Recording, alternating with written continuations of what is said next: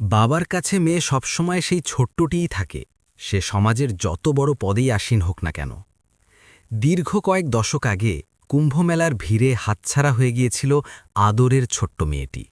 সেই কান্না, সেই হাহাকার আর নিয়তির নিষ্ঠুরতায় কেটে গেছে বহু বছর। কিন্তু ভাগ্যের চাকা ঘুরেছে অদ্ভুতভাবে।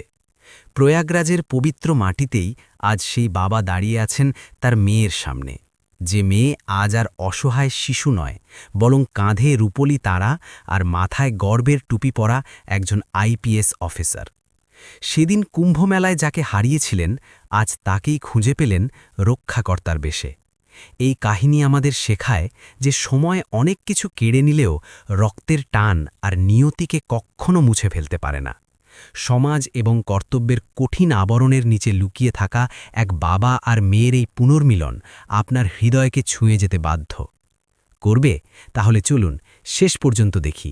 তিনি কোনো উচ্চপদস্থ ভিআইপি বা ক্ষমতাশালী রাজনৈতিক নেতা ছিলেন না। তিনি ছিলেন শুধুমাত্র একজন অসহায়, থরথর করে কাঁপতে থাকা বৃদ্ধ ব্রাহ্মণ পণ্ডিত, যিনি খালি পায়ে জেলার পুলিশ সুপারের অফিসের সিঁড়ি বেয়ে উঠছিলেন। তার মুখে বয়সের নির্মম ছাপ স্পষ্ট হয়ে উঠেছিল এবং পরিধালের কাপড়গুলো ছিন্ন ভিন্ন হয়ে তার দারিদ্র্যের করুণ কাহিনী ফুটিয়ে তুলছিল। কিন্তু তার সেই বয়স্ক ঝাপসা চোখ দুটিতে এমন এক অমোঘ সত্য লুকিয়েছিল যে দেখামাত্র জেলার সবচেয়ে কঠোর ও নির্মম আইপিএস অফিসারও নিজের চেয়ার ছেড়ে সম্মানে উঠে দাঁড়িয়ে পড়লেন। পুরো অফিসে মুহূর্তের মধ্যে গভীর নীরবতা নেমে এলো। প্রত্যেক পুলিশকর্মীর চোখ বিস্ময়ে বিস্ফারিত হয়ে গেল। আসলে সেই বৃদ্ধ ব্যক্তিটি কে ছিলেন, আর কেনই বা সমগ্র পুলিশ বিভাগ তার সামনে শ্রদ্ধায় মাথা নত করে নিল? এটি এক অবিশ্বাস্য সত্য ঘটনা, যা আপনার শরীরে রোমাঞ্চের ঝড় তুলে দেবে এবং হৃদয়কে গভীরতম অনুভূতিতে নাড়িয়ে ছাড়বে। প্রিয় বন্ধুরা, জেলা শহরের পুলিশ সুপার অফিসের বাইরে সকালের রোদ তীব্র হয়ে উঠেছিল। গরম ছিল চরম পর্যায়ে এবং সূর্যের কিরণ পিচঢালা রাস্তাকে তাওয়ার মতো উত্তপ্ত করে দিচ্ছিল। পুলিশকর্মীরা তাদের খাকি উর্দিতে ঘামে ভেজা অবস্থায় অত্যন্ত তৎপরতার সাথে ডিউটি পালন করছিলেন। গাড়ি ঘোড়ার যাতায়াত আর সাইরেনের শব্দের মাঝে একজন অত্যন্ত দুর্বল ও বৃদ্ধ ব্যক্তি লাঠিতে ভর দিয়ে টলমল পায়ে মূল গেটের দিকে এগিয়ে আসছিলেন। তার বয়স ৭০-এর বেশি হবে। ধুতিটি ময়লা ছিল এবং জায়গায় জায়গায় ছেঁড়া ছিল, যা দেখে মনে হচ্ছিল তিনি বহু বছর ধরে কোনো নতুন কাপড় পরেননি। তার কপালে চন্দনের একটি ঝাপসা তিলক ছিল এবং গলায় তুলসীর মালা, যা তার সনাতনী সংস্কার আর ঈশ্বরের প্রতি অটুট বিশ্বাসকে প্রকাশ করছিল। কিন্তু তার চোখে ছিল ঘন অন্ধকার আর গভীর যন্ত্রণা। এক হাতে কাপড়ের একটি পুরনো পুটলি ছিল এবং অন্য হাত দিয়ে তিনি দেয়ালের সাহারা খুঁজছিলেন। প্রতিটি পদক্ষেপে তার জীর্ণ শরীর থরফর করে কাঁপছিল, যেন সারা জীবনের বোঝা আর ক্লান্তি তার রোমে রোমে মিশে গিয়েছিল। তিনি অতি কষ্টে অফিসের গেট পর্যন্ত পৌঁছালেন। তার শ্বাস আটকে আসছিল এবং হৃৎস্পন্দন এতটাই দ্রুত ছিল যে বাইরে থেকেও তা অনুভব করা যাচ্ছিল। গেটে মোতায়েন একজন যুবক সেন্ট্রি, যে নিজের গোফে তা দিচ্ছিল, তাকে দেখে মুখ সিটকাতে লাগল। বৃদ্ধ নিজের কম্পমান কণ্ঠে হাত জোড় করে বললেন, বাবা, আমাকে বড় সাহেবের সাথে দেখা করতে হবে, একটা রিপোর্ট লেখাতে হবে। সেন্ট্রি সেই বৃদ্ধের দিকে অবজ্ঞার দৃষ্টিতে তাকালো এবং অত্যন্ত কর্কশ স্বরে জবাব দিল, বাবা, এটা কোনো ধর্মশালা নয়, আর এখানে কোনো ভাণ্ডারাও চলছে না। এটা এসপি ম্যাডামের দপ্তর। যাও, গিয়ে কাছের থানায় মাথা ঘামাও, এখানে ভিড় করো না। এই শব্দগুলো সেই বৃদ্ধের বুকে তীরের মতো বিঁধল। তার মুখে যেটুকু আশার আলো অবশিষ্ট ছিল তা মুহূর্তেই নিভে গেল। তিনি সেখানেই গেটের পাশে তপ্ত মাটির ওপর ধীরে ধীরে বসে পড়লেন, যেন এখন তার পায়ে দাঁড়িয়ে থাকার শক্তিটুকুও অবশিষ্ট নেই। তার চোখ থেকে জল টপকে পড়ে শুকনো মাটি ভিজিয়ে দিতে লাগল। তিনি আকাশের দিকে তাকালেন এবং ডুকরে কেঁদে বিড়বিড় করে বললেন, হে ঈশ্বর, কেউ আমার কথা শোনে না। এখন আমি কোথায় যাব? আমার লক্ষ্মী হাসপাতালে কাতরাচ্ছে, আর এখানে আমার ডাক শোনার মতো কেউ নেই। তার কণ্ঠে এতটাই বেদনা আর অসহায়ত্ব ছিল যে কোনো পাষাণ হৃদয়ের মানুষ শুনলেও গলে যেত। তিনি সেখানে বসে কাঁদতে লাগলেন এবং ভাবতে লাগলেন যে দারিদ্র্যই কি তার সবথেকে বড় অপরাধ। এসপি অফিসের দ্বিতীয় তলায় একটি বিশাল ও শীতাত্তপ নিয়ন্ত্রিত কেবিন ছিল, যার বড় কাচের জানালা দিয়ে পুরো শহর আর নিচের দৃশ্য পরিষ্কার দেখা যেত। সেখানে জেলার নতুন এসপি শ্রেয়া পাণ্ডে নিজের বিশাল চেয়ারে বসে কিছু গুরুত্বপূর্ণ ফাইলে নিমগ্ন ছিলেন।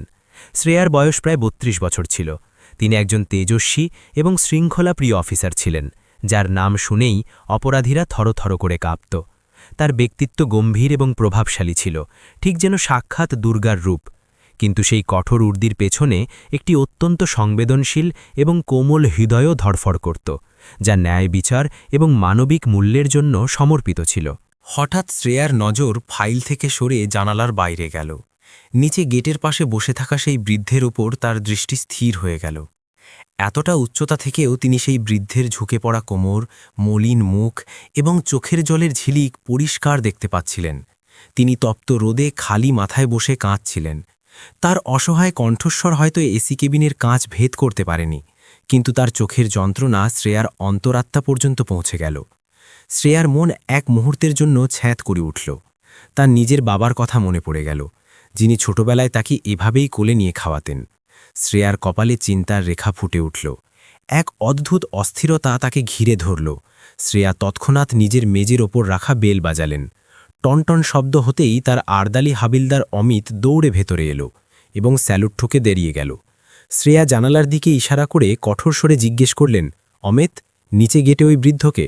আর তিনি ওখানে রোদে বসে কেন কাঁদছেন? সেন্ট্রি কি করছে? অমিত জানালা দিয়ে উকি মেরে দেখল এবং ইতস্তত করে বলল, ম্যাডাম, ওনাকে কোনো ভিখারি মনে হচ্ছে, হয়তো কোনো অভিযোগ নিয়ে এসেছিলেন। সেন্ট্রি ওনাকে থানায় যেতে বলে দিয়েছে বোধহয়। ব্যাস এই জন্যই ড্রামা করছেন। এই কথা শুনে শ্রেয়ার মাথা গরম হয়ে গেল। তার চোখে ক্রোধের আগুন জ্বলে উঠল।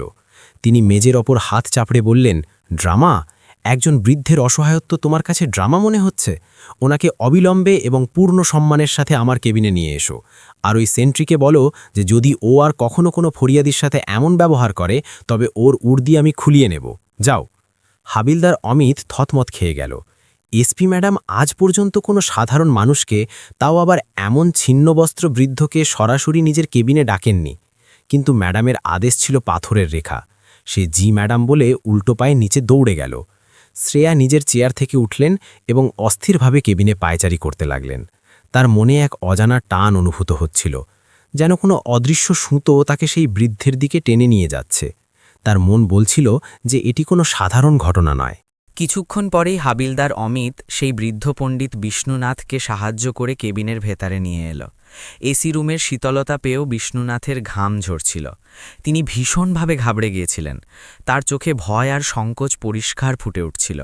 তিনি ভাবছিলেন যে বড় সাহেব রাগ করে ওনাকে জেলে না ভরে দেন, এই অফিসারও কি আমাকে ধাক্কা দিয়ে বের করে দেবে? শ্রেয়া যেই সেই বৃদ্ধকে কাছ থেকে দেখলেন, তার পদক্ষেপ দ্রুত তার দিকে এগিয়ে গেল। তার মুখে কোনো কঠোর পুলিশ অফিসারের দাপট নয়, বরং একজন মেয়ের মতো স্নেহ আর আদর ছিল। তিনি এগিয়ে গিয়ে বিষ্ণুনাথকে সাহারা দিলেন এবং সোফায় বসাতে বসাতে অত্যন্ত নরম স্বরে বললেন, বাবা, আপনি ভয় পাবেন না, শান্ত হন। আপনি এত রোদে কেন বসেছিলেন? কি হয়েছে আপনার? তিনি তৎক্ষণাৎ অমিতকে জল আনার ইশারা করলেন। যখন জলের গ্লাস বিষ্ণুনাথের সামনে এলো, তখন তার হাত বুড়িভাবে কাঁপছিল। দুর্বলতা আর ভয়ের কারণে তিনি গ্লাসটি ধরতেও পারছিলেন না। শ্রেয়া এটি দেখলেন এবং নিজে নিজের হাতে গ্লাস ধরে ওনাকে জল খাওয়ালেন। জলের শীতলতা বিষ্ণুনাথের শুকনো গলাকে তৃপ্তি দিল। মনে হলো যেন বছরের তৃষ্ণা মিটে যাচ্ছে। জল খাবার পর তিনি কিছুটা স্বস্তি পেলেন এবং শরীরে প্রাণ ফিরে এলো। শ্রেয়া অত্যন্ত আদরের সাথে জিজ্ঞেস করলেন, বাবা, এবার বলুন কি সমস্যা? কে আপনাকে কাঁদিয়েছে? বিষ্ণুনাথ কাঁপানো হাতে নিজের চোখের জল মুছলেন এবং রুদ্ধ কণ্ঠে বলতে শুরু করলেন, মা, আমি খুব বাধ্য, অসহায়। তার কণ্ঠে কষ্টের প্লাবন ছিল। আমি শহরের প্রাচীন শিব মন্দিরে গিয়েছিলাম। আমার স্ত্রী লক্ষ্মী খুব অসুস্থ, সে বৃদ্ধাশ্রমে পড়ে আছে। আমি অনেক কষ্টে চেয়েচিতে আর নিজের সামান্য জমানো পুঁজি দিয়ে তার চিকিৎসা আর ওষুধের জন্য কিছু টাকা জমিয়েছিলাম। প্রায় ২০০০ টাকা আর ডাক্তারের প্রেসক্রিপশন আমার এই পুটলিতে ছিল। এই বলে তিনি তার সেই ছেঁড়া পুটলিটি দেখালেন। আমি মন্দিরের সিঁড়ি দিয়ে উঠছিলাম, তখনই ভিড়ের মধ্যে কেউ ধাক্কা দিয়ে আমার পুটলি ছিনিয়ে নিয়ে পালিয়ে গেল। ওতে আমার লক্ষ্মীর প্রাণ বাঁচানোর ওষুধগুলো ছিল। মা, এখন আমি কি করব? তার চোখ দিয়ে আবার জলের ধারা বয়ে চলল। আমি থানায় গিয়েছিলাম, ওখানকার ইন্সপেক্টর আমার একটা কথাও শুনল না। আমাকে গালিগালাজ করল আর ধাক্কা দিয়ে বের করে দিল। বলল যে আমরা কি চোর ধরার জন্য বসে আছি নাকি তোমাদের মতো ভিখারিদের পুটলি খোঁজার জন্য। হতাশ হয়ে আমি এখানে এসেছিলাম, ভাবলাম হয়তো বড় সাহেব আমার আর্জি শুনবেন। বিষ্ণুনাথের কথা শুনে শ্রেয়ার মুখ রাগে লাল হয়ে গেল। সেই ইন্সপেক্টরের অসংবেদনশীলতায় তার এতটাই রাগ হলো যে তার মুঠি শক্ত হয়ে গেল। কিন্তু তিনি নিজেকে শান্ত রাখলেন, কারণ তার পুরো ধ্যান এখন বিষ্ণুনাথের কাহিনীর ওপর ছিল। তার মনে এক অদ্ভুত আলোড়ন তৈরি হচ্ছিল। বিষ্ণুনাথের কণ্ঠস্বর, তার কথা বলার ধরন আর তার কপালের সেই তিলক, সবকিছু শ্রেয়ার খুব চেনা চেনা মনে হচ্ছিল, যেন এটি তার অতীতের কোনো অংশ। শ্রেয়া দীর্ঘশ্বাস নিলেন এবং অত্যন্ত শ্রদ্ধার সাথে জিজ্ঞেস করলেন, বাবা, আপনার কোনো সন্তান নেই যে আপনাকে সাহায্য করবে? আপনি আর আপনার স্ত্রী এই বয়সে একা কেন? এই প্রশ্ন শোনা মাত্রই বিষ্ণুনাথের চোখে এক গভীর নিস্তব্ধতা নেমে এলো। তিনি কিছু মুহূর্তের জন্য শূন্যে তাকিয়ে থাকলেন। তারপর তিনি একটি দীর্ঘশ্বাস ফেলে বললেন, ছিল মা, একটি মেয়ে ছিল আমাদের প্রাণ, আমাদের ছোট্ট পুতুল। কিন্তু আজ সে আমাদের সাথে নেই। শ্রেয়া কৌতূহল আর সহানুভূতির সাথে জিজ্ঞেস করলেন, কি হয়েছিল তার? সে কি এখনই পৃথিবীতে নেই? বিষ্ণুনাথ মাথা নাড়লেন, না মা, সে বেঁচে আছে কি নেই তা তো ঈশ্বরই জানেন, কিন্তু আমাদের কাছে তো সে অনেক আগেই হারিয়ে গিয়েছে। 25 বছর আগে কুম্ভমেলায় হওয়া হুড়োহুড়িতে আমাদের হাত থেকে তার হাতটি ছুটে গিয়েছিল। তখন তার বয়স ছিল মাত্র 7 বছর। আমরা তাকে পাগলের মতো খুঁজেছিলাম, প্রতিটি ঘাটে, প্রতিটি আখড়ায়, প্রতিটি শিবিরে। কিন্তু গঙ্গা মায়ের সেই ভিড়ে আমাদের ছোট্ট পুতুল কোথাও বিলীন হয়ে গেল। বিষ্ণুনাথের গলা ধরে এলো, তার নাম অনুরাধা ছিল। বিষ্ণুনাথের মুখ থেকে অনুরাধা নামটি বের হওয়া মাত্রই শ্রেয়ার শরীরে যেন বিদ্যুৎ খেলে গেল। তার মুখ ফ্যাকাশে হয়ে গেল এবং শ্বাস যেন গলায় আটকে গেল। অনুরাধা, এই নামটি তার কানে হাতুড়ির মতো বাজল। এটি সেই নাম যা ছোটবেলায় তার ছিল, যা তিনি প্রায় ভুলেই গিয়েছিলেন। অনাথ আশ্রমের রেকর্ডে তার নাম অনুরাধাই লেখা ছিল, যা পরে তিনি বদলে নিয়েছিলেন। তার মাথায় ছোটবেলার ঝাপসা স্মৃতিগুলো কোনো সিনেমার রিলের মতো ঘুরতে লাগল। কুম্ভ মেলা, অপার ভিড়, হাতের বাঁধন আলগা হওয়া এবং মা বাবার সেই শেষ ডাক। শ্রেয়ার বুক দুরুদুরু করতে লাগল। তিনি নিজের জায়গা থেকে উঠলেন এবং কম্পমান পায়ে বিষ্ণুনাথের একদম কাছে গিয়ে হাঁটু গেড়ে বসে পড়লেন। তিনি বিষ্ণুনাথের পায়ের দিকে তাকালেন। ডান পায়ের গোড়ালিতে একটি পুরনো গভীর পোড়া দাগ ছিল। শ্রেয়ার চোখে অশ্রুর জোয়ার উথলে উঠল। তার মনে পড়ে গেল যে ছোটবেলায় হবন বা যজ্ঞ করার সময় তার বাবার পা পুড়ে গিয়েছিল এবং তিনি নিজে সেখানে হলুদের লেপ লাগিয়েছিলেন। এটা কি সেই দাগ? শ্রেয়া কাঁপানো কণ্ঠে প্রায় ফিসফিস করে জিজ্ঞেস করলেন, বাবা, ছোটবেলায় আপনার মেয়ে কি পেয়ারা খুব পছন্দ করত? আর আপনি কি তাকে ভালোবেসে সোনারানী বলে ডাকতেন? বিষ্ণুনাথ চমকে উঠলেন। তিনি তার ঝাপসা চোখে শ্রেয়াকে খুঁটিয়ে দেখলেন। এই পুলিশ অফিসার এই সব জানলেন কিভাবে? তার মুখে বিস্ময় আর অবিশ্বাসের ভাব ভেসে উঠল। হ্যাঁ মা, সে পেয়ারা খুব পছন্দ করত, আর আমিই তাকে সোনারানী বলতাম। বিষ্ণুনাথের কণ্ঠ টলমল করতে লাগল। তিনি শ্রেয়ার মুখে কিছু খোঁজার চেষ্টা করতে লাগলেন। সেই তেজস্বী মুখের পেছনে, সেই কঠোর উর্দির পেছনে কি কোনো পুরনো ছবি লুকিয়েছিল? শ্রেয়ার চোখ থেকে জল এখন গালে গড়িয়ে পড়ছিল। মর্যাদা আর পদের দেয়ালগুলো ভেঙে চুরমার হয়ে গেল। তিনি কম্পমান হাতে বিষ্ণুনাথের সেই হাতটি ধরে নিলেন, যাতে সেই পুরনো পুটলিটি ছিল। বাবা, আমি আপনার অনুরাধা। এই শব্দগুলো কামরায় প্রতিধ্বনিত হল। এক মুহূর্তের জন্য সময় যেন থমকে গেল। হাবিলদার অমিত এবং কামরায় উপস্থিত অন্য স্টাফদের শ্বাস বন্ধ হয়ে গেল। বিষ্ণুনাথের চোখ ছানা বড়া হয়ে গেল। তিনি অবিশ্বাসে শ্রেয়াকে দেখছিলেন, যেন কোনো স্বপ্নকে সত্যি হতে দেখছেন। তার ঠোঁট কাঁপতে লাগল। অনুরাধা, আমার অনুরাধা! শ্রেয়া মাথা নাড়লেন এবং ফুপিয়ে কেঁদে উঠলেন। হ্যাঁ বাবা, আমি আপনার সেই হারিয়ে যাওয়া মেয়ে। আমি বেঁচে আছি, দেখুন, আমি আপনার সামনে। এই বলে শ্রেয়া নিজের মাথা বিষ্ণুনাথের হাঁটুতে রেখে দিলেন। বিষ্ণুনাথের পুরো শরীর কাঁপতে লাগল। তার বৃদ্ধ চোখ থেকে অশ্রুর অবিরাম ধারা বয়ে চলল। তার কাঁপানো হাত দুটি ধীরে ধীরে উঠল এবং শ্রেয়ার মাথায় গিয়ে স্থির হল। সেই স্পর্শ, সেই বাবার স্পর্শ পাওয়ার জন্য শ্রেয়া 25 বছর ধরে আকুল হয়েছিলেন। আজ তা পেলেন। আমার মেয়ে, আমার সোনা, তুই বেঁচে আছিস। বিষ্ণুনাথের কণ্ঠস্বর ভেঙে গেল এবং তিনি সোফা থেকে নিচে নেমে এসে নিজের মেয়েকে বুকে জড়িয়ে ধরার জন্য ঝুঁকে পড়লেন। সেই দৃশ্য দেখে সেখানে দাঁড়ানো প্রতিটি মানুষ কেঁদে ফেলল। একজন কঠোর আইপিএস অফিসার, যিনি পুরো জেলা নিয়ন্ত্রণ করতেন, আজ একজন ছিন্নবস্ত্র বৃদ্ধের পায়ে বসে ছোট্ট শিশুর মতো কাঁদছিলেন। এই মিলন শুধু পিতা আর কন্যার ছিল না, এটি ছিল নিয়তি আর বিশ্বাসের মিলন। বিষ্ণুনাথ শ্রেয়ার মুখ নিজের হাতে নিলেন এবং চুমু খেলেন। হে মহাদেব, তোমাকে কোটি কোটি ধন্যবাদ। তুমি আমার শেষ ইচ্ছা পূরণ করে দিলে। আমার সন্তানকে আমি ফিরে পেলাম। কিছুক্ষণ দুজনে শুধু একে অপরকে জড়িয়ে ধরে কাঁদতে থাকলেন। যখন কান্নার বেগ কিছুটা কমল, তখন শ্রেয়া নিজেকে সামলে নিলেন। তিনি বিষ্ণুনাথকে আবার সোফায় বসালেন এবং তার চোখের জল মুছিয়ে দিলেন। বাবা, এবার আপনি আর কাঁদবেন না। আপনার অনুরাধা এখন বড় হয়ে গিয়েছে। এখন আপনার আর মায়ের কোনো কষ্ট হবে না। কিন্তু তখনই শ্রেয়ার মনে পড়ে গেল বিষ্ণুনাথ কি বলেছিলেন। মা লক্ষ্মী বৃদ্ধাশ্রমে আছেন এবং অসুস্থ। শ্রেয়ার মুখে চিন্তা আর রাগের ভাব একসাথে ফুটে উঠল। বাবা, মা কোথায়? আপনি বলেছিলেন তিনি বৃদ্ধাশ্রমে আছেন। আর আপনারা ঘর ছেড়ে ওখানে কেন থাকছেন? চাচা মনুরাজ কোথায়? তিনি কি আপনাদের দেখাশোনা করেননি? শ্রেয়ার প্রশ্নের বন্যা বয়ে গেল। বিষ্ণুনাথের মুখ আবার উদাস হয়ে গেল। পুরনো যন্ত্রণা তার চোখে ভেসে উঠল। তিনি একটি দীর্ঘশ্বাস নিয়ে বলতে শুরু করলেন, মা, সেই মেলায় তোকে হারানোর পর আমাদের দুনিয়ায় উজাড় হয়ে গিয়েছিল। আমরা পাগলের মতো তোকে খুঁজেছি, সব কিছু ছেড়ে দিয়েছিলাম। এই দুঃখে তোর মা অসুস্থ থাকতে লাগলো আর বিষ্ণুনাথের গলা ধরে এলো। তারপর তোর চাচা মনোরাজ নিজের আসল রূপ দেখালো। সে বলল যে এখন আমাদের কোনো ওয়ারিশ নেই, তাহলে জমি জায়গা দিয়ে আমরা কি করব। সে ধোঁকা দিয়ে টিপসই নিয়ে আমাদের পৈতৃক জমি আর ঘর নিজের নামে করে নিল। যখন আমরা প্রতিবাদ করলাম, সে আমাদের ঘর থেকে বের করে দিল। বলল, যাও গিয়ে কোথাও মরগে, আমার ঘরে তোমাদের জন্য কোনো জায়গা নেই। আমাদের কাছে না ছিল ছাদ, না ছিল টাকা। গ্রামবাসীরাও মনোরাজের ভয়ে সাহায্য করেনি। বাধ্য হয়ে আমাদের শহরের সেই অনাথ বৃদ্ধাশ্রমে আশ্রয় নিতে হয়েছিল। গত 15 বছর ধরে আমরা সেই নারকীয় জীবন কাটাচ্ছি। মা, প্রতিদিন শুধু এই আশাতেই থাকতাম যে হয়তো মরার আগে একবার তোর মুখটা দেখতে পাব। বিষ্ণুনাথের এই করুণ কাহিনী শুনে শ্রেয়ার রক্ত টকবক করে ফুটতে লাগল। তার চোখে এখন আর জল নয়, বরং ন্যায়ের আগুন জ্বলছিল। যে চাচাকে তিনি ছোটবেলায় দেখেছিলেন, সে তার বাবা মায়ের সাথে এত বড় অন্যায় করেছে। এক ভাই নিজের বড় ভাই আর বৌদিকে রাস্তায় পথে বসিয়ে দিয়েছে। শ্রেয়া উঠে দাঁড়ালেন। তিনি নিজের টুকিটি তুলে নিলেন এবং মাথায় পড়লেন।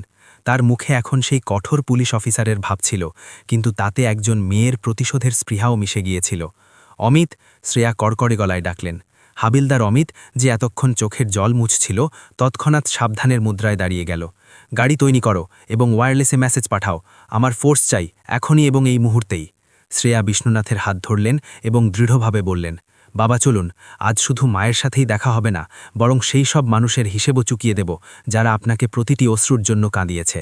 আজ জেলার এসপি নয়, আপনার মেয়ে বিচার করবে। শ্রেয়া বিষ্ণুনাথের হাত ধরে পূর্ণ সম্মানের সাথে নিজের কেবিন থেকে বের হলেন। পুরো অফিস করিডোর অবাক হয়ে তাকিয়ে দেখছিল। এসপি ম্যাডাম একজন সাধারণ বৃদ্ধকে, যিনি কিছুক্ষণ আগে অসহায়ত্বের মূর্ত প্রতীক ছিলেন, এখন নিজের বাবার মতো সাথে করে নিয়ে যাচ্ছিলেন।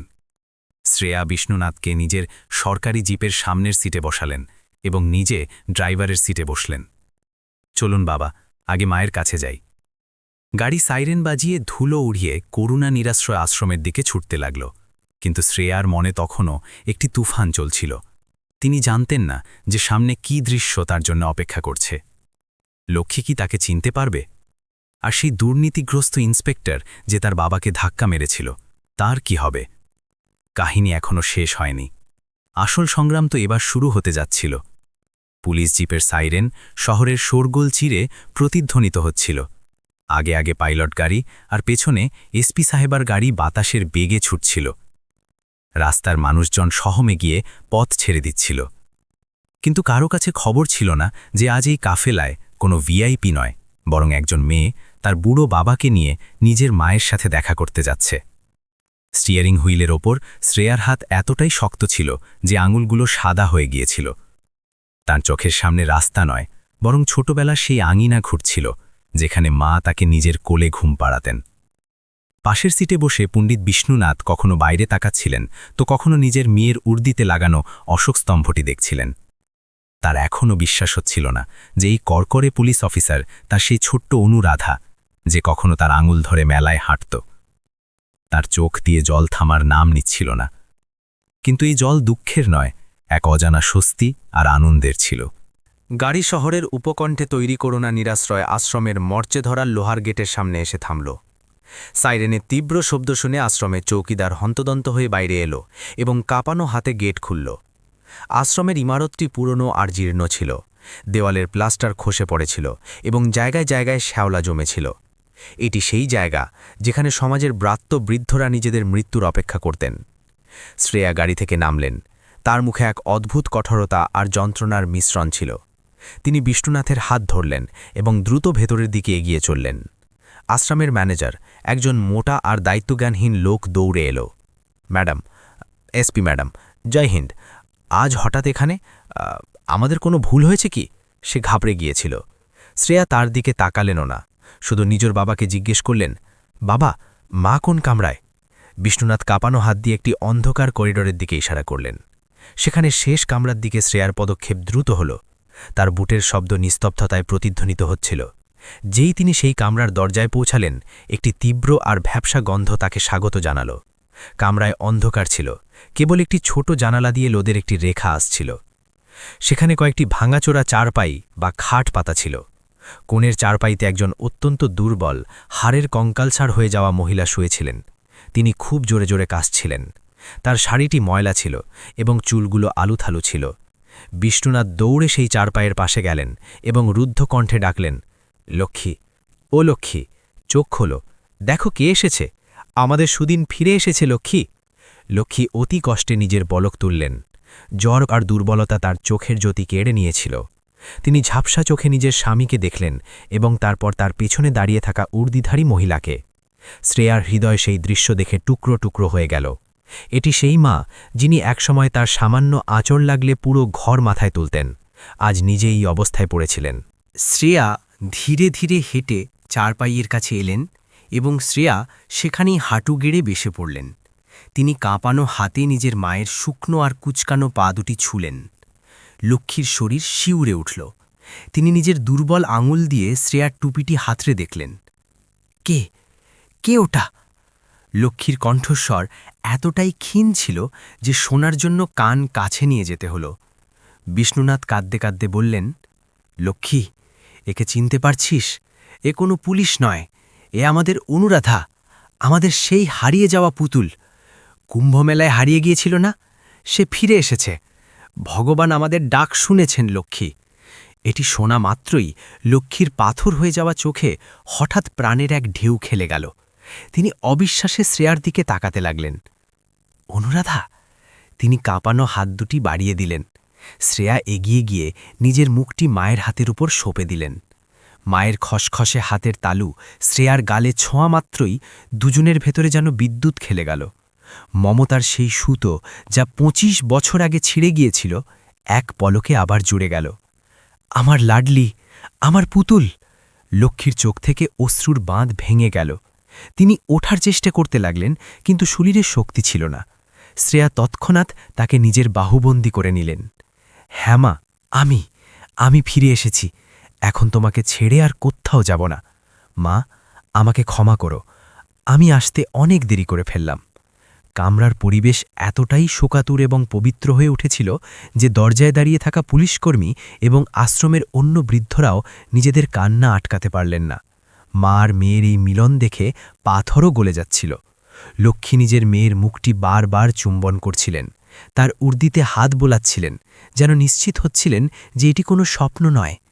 আমি জানতাম, আমার মন বলতো তুই আসবি। যমরাজের সাথে লড়াই করেও আমি তোর জন্য অপেক্ষা করছিলাম রে মা, লক্ষ্মী কাঁদতে কাঁদতে বললেন। শ্রেয়া নিজের চোখের জল মুছলেন এবং তৎক্ষণাৎ উঠে দাঁড়ালেন। এখন তিনি শুধু একজন আবেগপ্রবণ মেয়ে ছিলেন না, একজন দায়িত্বশীল অফিসারও ছিলেন। তিনি ম্যানেজারের দিকে তাকালেন, যে ভয়ে দরজার পেছনে লুকিয়েছিল। অ্যাম্বুলেন্স ডাকার সময় নেই। আমার বাবা আর মাকে এখনই আমার গাড়িতে শিফট করো। সাবধান, ওনাদের যেন সামান্যতম কষ্ট না হয়। ম্যানেজার এবং স্টাফদের হাত পা ফুলে গেল। তারা তাড়াহুড়ো করে লক্ষ্মীকে সাহারা দিয়ে তুলল। শ্রেয়া নিজে মায়ের মাথা নিজের কাঁধে রাখলেন এবং তাকে গাড়ি পর্যন্ত নিয়ে এলেন।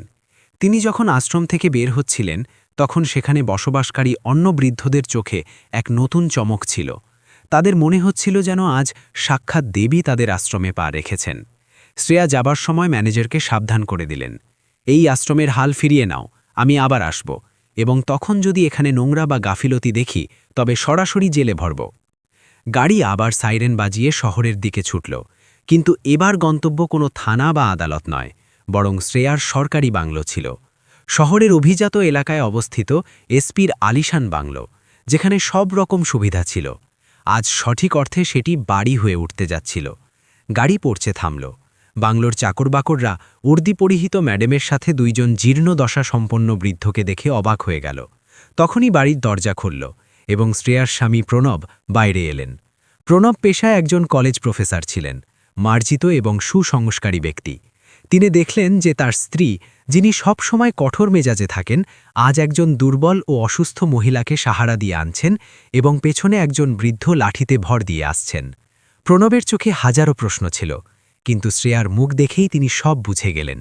শ্রেয়া ভারী গলায় বললেন, প্রণব, এরা আমার বাবা মা, সেই মানুষগুলো যাদের কথা আমি প্রায়ই তোমাকে বলতাম। ঈশ্বর আমাকে ওনাদের সাথে মিলিয়ে দিয়েছেন। প্রণব এক মুহূর্তের জন্য স্তম্ভিত হয়ে গেলেন, কিন্তু পরের মুহূর্তেই তার সংস্কার কাজ শুরু করল। তিনি কোনো দ্বিধা ছাড়াই এগিয়ে গিয়ে বিষ্ণুনাথের চরণ স্পর্শ করলেন এবং তারপর লক্ষ্মীর সামনে হাত জোড় করে নিচু হলেন। প্রণাম বাবা, প্রণাম মা, এটি আমার সৌভাগ্য যে আপনারা আমাদের ঘরে এসেছেন। বিষ্ণুনাথ ইতস্তত করছিলেন যে জামাই কি ভাববে, কিন্তু প্রণবের এই ব্যবহার দেখে তিনি গদগদ হয়ে গেলেন। তিনি কাঁপানো হাতে প্রণবকে আশীর্বাদ দিলেন। প্রণব আর শ্রেয়া মিলে লক্ষ্মীকে অতিথি কক্ষের আরামদায়ক বিছানায় শুইয়ে দিলেন। বাড়ির রাঁধুনিকে তৎক্ষণাৎ গরম দুধ এবং পুষ্টিকর খাবার তৈরির আদেশ দেওয়া হল। ডাক্তারকে ফোন করা হল। সেই সন্ধ্যায় শ্রেয়ার বাড়িতে এক আলাদা শান্তি বিরাজ করছিল। বহু বছর পর লক্ষ্মী আর বিষ্ণুনাথ পেট ভরে সম্মানের সাথে খাবার খেয়েছিলেন। নরম বিছানা আর আপনজনের সঙ্গ পেয়ে লক্ষ্মীর শারীরিক অবস্থার উন্নতি হতে শুরু করেছিল। রাত গভীর হওয়া পর্যন্ত শ্রেয়া তার মায়ের মাথার পাশে বসে রইলেন, ছোটবেলার গল্প করতে থাকলেন। কিন্তু তার চোখে ঘুম ছিল না, তার চোখে প্রতিশোধের আগুন জ্বলছিল। বাবার অপমান আর চাচার প্রতারণা তাকে শান্তিতে বসতে দিচ্ছিল না। তিনি ঠিক করে নিয়েছিলেন যে কালকের সূর্য সেই অপরাধীদের জন্য ধ্বংস নিয়ে আসবে। পরদিন সকালে শ্রেয়া নিজের পূর্ণ ইউনিফর্মে তৈরি হয়ে বের হলেন। আজ তার হাঁটাচলার ঢং আলাদা ছিল। মুখে আবেগপ্রবণতার জায়গায় এখন এক নিষ্ঠুর নিস্তব্ধতা ছিল, ঝড়ের আগের স্তব্ধতা। তিনি সরাসরি নিজের অফিসে পৌঁছালেন। সেখানকার স্টাফরা কালকের ঘটনার পর থেকেই ঘাবড়েছিল। শ্রেয়া নিজের চেয়ারে বসলেন এবং তার স্টেনোকে ডাকলেন। ইন্সপেক্টর অজয়ের ফাইল আনো এবং ওকে এখনই আমার কেবিনে হাজির হতে হুকুম দাও। তার কণ্ঠে এতটাই তিক্ততা ছিল যে স্টেনো শিউরে উঠল। ইন্সপেক্টর অজয় সেই পুলিশকর্মী ছিল যে বিষ্ণুনাথকে থানা থেকে ধাক্কা দিয়ে তাড়িয়েছিল এবং তার পটলি চুরির রিপোর্ট লিখতে মানা করেছিল। সে ওয়্যারলেসে মেসেজ পেয়ে গিয়েছিল যে এসপি ম্যাডাম ডেকেছেন, কিন্তু সে কারণ জানত না। সে নিজের উর্দি ঠিক করতে করতে এক কৃত্রিম হাসি নিয়ে শ্রেয়ার কেবিনে প্রবেশ করল। ম্যাডাম, আপনি ডেকেছেন? শ্রেয়া ফাইল থেকে নজর সরিয়ে তাকে ওপর থেকে নিচে দেখলেন। তার চোখে এতটা ঘৃণা ছিল যে অজয়ের আত্মবিশ্বাস টলে গেল। শ্রেয়া উঠলেন এবং ধীরে ধীরে হেঁটে তার সামনে এসে দাঁড়ালেন। অজয়, কাল তোমার থানায় একজন বৃদ্ধ এসেছিলেন, ধুতি কুর্তা পরা, কপালে তিলক, মনে আছে? অজয়ের মনে পড়ল, কিন্তু সে কথা ঘোরানোর চেষ্টা করল। জি ম্যাডাম, রোজ তো শত শত ভিখারি আর ফরিয়াদি আসে, মনে পড়ছে না, হয়তো কোনো পাগল হবে যাকে আমরা তাড়িয়ে দিয়েছি। পাগল? শ্রেয়া দাঁত কিড়মির করে বললেন।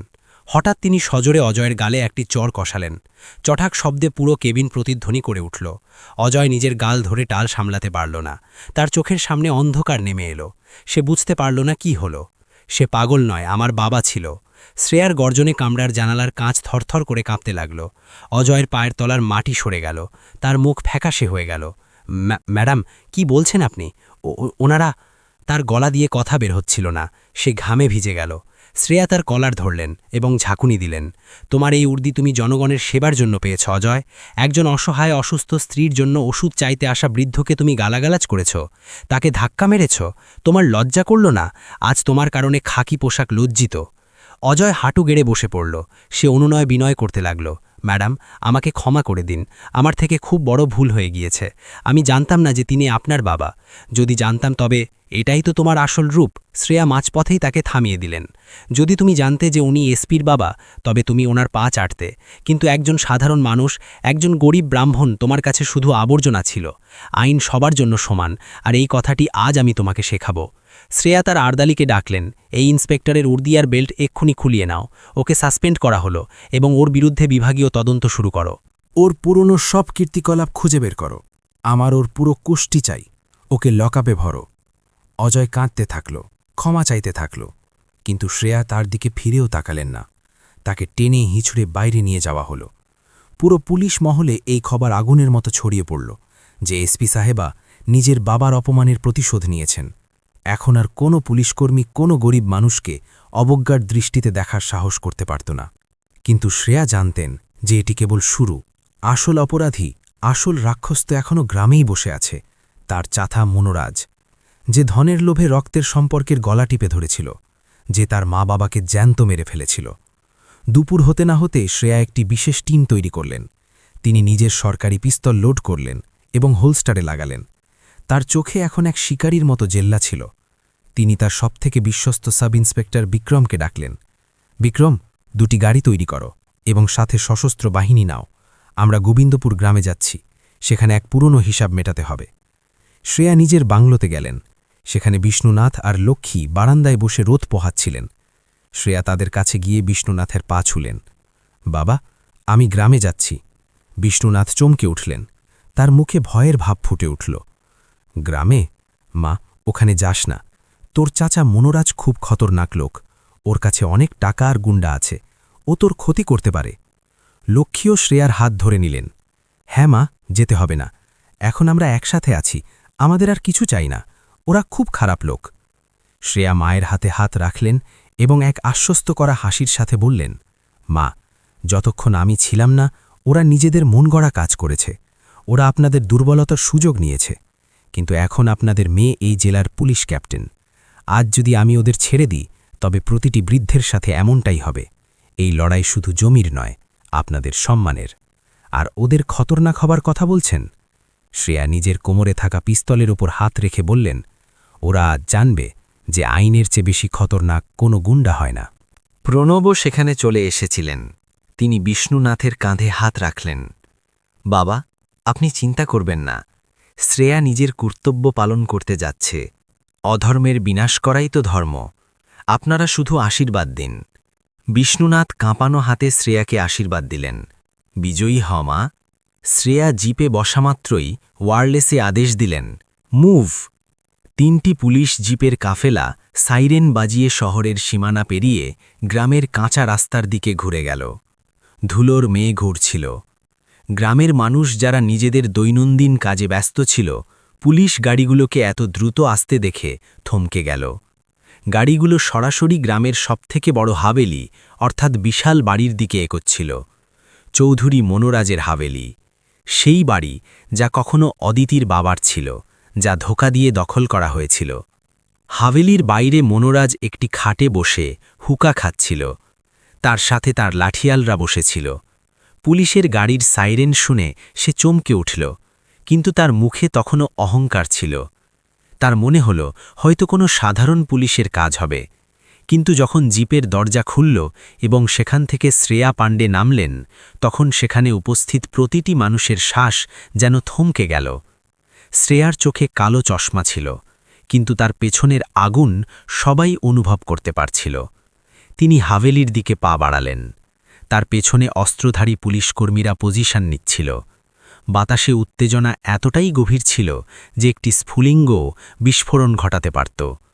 মনোরাজ হুকা একপাশে রেখে দাঁড়িয়ে পড়ল। সে চেনার চেষ্টা করতে লাগল। এখনও পর্যন্ত সে জানত না যে তার সামনে দাঁড়িয়ে থাকা এই অফিসার সেই অনুরাধা, যাকে সে 25 বছর আগে মৃত বলে ধরে নিয়েছিল। শ্রেয়া চশমা খুললেন এবং মনোরাজের চোখের দিকে তাকিয়ে এক পা এগিয়ে গেলেন। এবার পালা ছিল মহাভারতের সেই অধ্যায়ের যেখানে অধর্মের বিনাশ নিশ্চিত ছিল। শ্রেয়া কি তার চাচার প্রভাব আর শক্তি ভাঙতে পারবেন? গ্রামের মানুষ যারা বছরের পর বছর মনোরাজের ভয়ে জীবন কাটাচ্ছে তারা কি সাক্ষ্য দেবে? আর যখন মনোরাজ জানতে পারবে যে এই এসপি আর কেউ নয়, তার নিজের ভাইজি, তখন তার অবস্থা কি হবে? হাভেলির আঙিনায় নিস্তব্ধতা ছড়িয়েছিল, কিন্তু এই শান্তি কোনো ঝড়ের আগের নিস্তব্ধতা ছিল। পুলিশের গাড়ি থেকে নামা খাকি উর্দির বাহিনী মুহূর্তের মধ্যে পুরো হাভেলিকে ঘিরে ফেলেছিল। পাখিদের কিচিরমিচির শব্দ যেন ভয়ে থেমে গিয়েছিল। আঙিনার মাঝখানে দাঁড়িয়ে থাকা শ্রেয়া পাণ্ডে নিজের পূর্ণ আধিকারিক মুদ্রায় কোনো সিংহীর মতো লাগছিলেন। তার সামনে খাট থেকে উঠে দাঁড়ানো মনোরাজ নিজের গোফে হাত বোলাতে বোলাতে নিজের ঘাবড়ানিকে রাগের পেছনে লুকানোর চেষ্টা করছিল। তার কপালে ঘামের ফোঁটা চকচক করতে শুরু করেছিল, কারণ আজ পর্যন্ত কোনো পুলিশকর্মী তার চৌকাঠে বিনা অনুমতিতে পা রাখার সাহস দেখায়নি। গ্রামবাসীরা নিজেদের ছাদ আর জানালা থেকে শ্বাস আটকে এই তামাশা দেখছিল। তাদের বিশ্বাস হচ্ছিল না যে গোবিন্দপুরের মুকুটহীন সম্রাট চৌধুরী মনোরাজ আজ পুলিশের ঘেরাওয়ের মধ্যে দাঁড়িয়ে আছে। মনোরাজ নিজের ভারী আর কর্কশ গলায় গর্জে উঠল, আরে ও ম্যাডাম, রাস্তা ভুল করে এসেছেন নাকি? এটি চৌধুরী মনোরাজের হাভেলি। এখানে আইনের নয়, আমার মর্জি চলে। নিজের এই বাহিনী নিয়ে এখান থেকে দূর হন, না হলে উর্দি খুলিয়ে দিতে আমার 1 মিনিট সময় লাগবে না। মন্ত্রীজি আমার খাস বন্ধু। মনোরাজের কণ্ঠে সেই পুরনো অহংকার ছিল যা বছরের পর বছর ধরে গ্রামবাসীদের রক্ত চুষেছে। তার লাঠিয়ালরাও নিজেদের লাঠি উঁচিয়ে এগিয়ে আসতে লাগল, যেন পুলিশকে ভয় দেখানোর চেষ্টা করছে। শ্রেয়ার মুখে এক ব্যঙ্গাত্মক হাসি ফুটে উঠল। তিনি ধীরে ধীরে নিজের কালো চশমাটি খুললেন এবং নিজের শার্টের পকেটে রাখলেন। তার চোখে এমন এক শীতল আগুন ছিল যা দেখে মনোরাজের লাঠিয়ালদের পদক্ষেপ থমকে গেল। শ্রেয়া এক পা এগিয়ে এলেন এবং অত্যন্ত শান্ত অথচ পাহাড়ের মতো ভারী গলায় বললেন, মন্ত্রীজিকে ফোন পরে করবেন চাচাজো, আগে নিজের স্মৃতিশক্তিতে একটু জোর দিন। এই উর্দি খুলিয়ে দেবেন নাকি সেই পাপের বোঝা নামাবেন যা 25 বছর ধরে নিজের বুকে নিয়ে ঘুরছেন? চাচাজি শব্দটি শোনা মাত্রই মনোরাজের কানে যেন ভোঁ ভোঁ শব্দ হতে লাগল। সে হতভম্ব হয়ে গেল। সে নিজের চোখ কুঁচকে শ্রেয়াকে খুঁটিয়ে দেখল। সেই তেজস্বী মুখে, সেই তীক্ষ্ণ চোখের গড়নে তার কিছু একটা চেনা চেনা মনে হল। একটি ঝাপসা ছবি তার মাথায় খেলে গেল। চাচা মনোরাজ, সে বিড়বিড় করে বলল, তুই কে? শ্রেয়া নিজের টুপিটি ঠিক করলেন এবং গর্জে উঠে বললেন, ভুলে গিয়েছ নাকি মনে করতে চাইছ না? আমি সেই অনুরাধা, পণ্ডিত বিষ্ণুনাথের মেয়ে, সেই 7 বছরের মেয়ে যার কুম্ভমেলায় হারিয়ে যাওয়ার খবর শুনে তুমি খুশি হয়েছিলে, যাকে মৃত মনে করে তুমি নিজের বড় ভাই আর বৌদিটি ঘর থেকে বের করে অনাথ বানিয়ে দিয়েছিলে।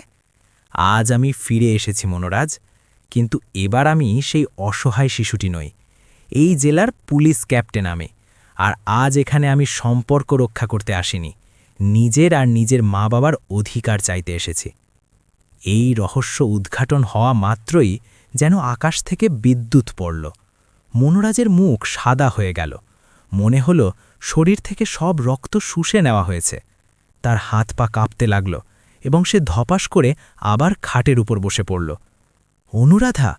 তার মুখ থেকে কোনো মতে শব্দ বেরোল, না, এটি হতে পারে না, সে তো মরে গিয়েছিল, এটি মিথ্যে। সত্য আর মিথ্যের ফয়সালা এখন আদালত করবে, শ্রেয়া কড়া গলায় বললেন। তিনি নিজের সাব ইন্সপেক্টর বিক্রমকে ইশারা করলেন, বিক্রম, পাটোয়ারিকে পেশ করো। পুলিশের জিপ থেকে একজন বৃদ্ধ ও ভীতু পাটোয়ারিকে বাইরে আনা হল। তার হাতে কিছু পুরনো নথিপত্র আর একটি মোটা ফাইল ছিল। পাটোয়ারি মনোরাজের দিকে তাকানোর সাহস পেল না। সে সরাসরি শ্রেয়ার সামনে হাত জোর করে দাঁড়িয়ে গেল। শ্রেয়া জিজ্ঞেস করলেন, বলুন কাকা, সবার সামনে সত্যিটা বলুন, আমার বাবার জমি আর এই হাবেলি মনোরাজের নামে কিভাবে হলো? পাটোয়ারি কাঁপতে কাঁপতে বলল, সাহেব, ম্যাডাম, আমাকে ক্ষমা করে দিন, আমি বাধ্য ছিলাম।